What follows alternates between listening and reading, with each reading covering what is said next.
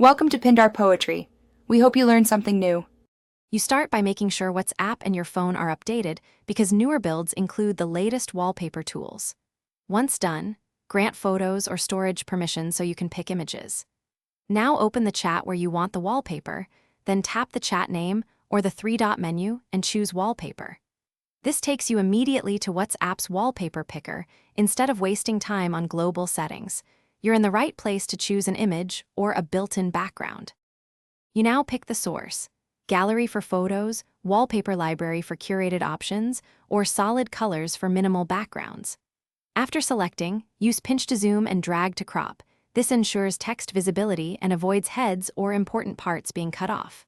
Once previewed, you can toggle dark mode wallpaper so contrast adapts when system theme switches.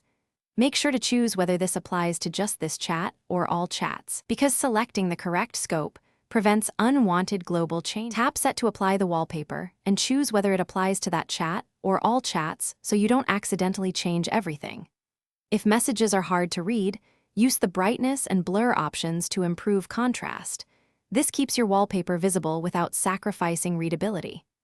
If the wallpaper won't change, restart WhatsApp first, confirm media permissions in your phone settings, and clear app cache if needed. These steps resolve most problems and get your new background showing correctly. Thanks for watching. Consider subscribing if we helped you.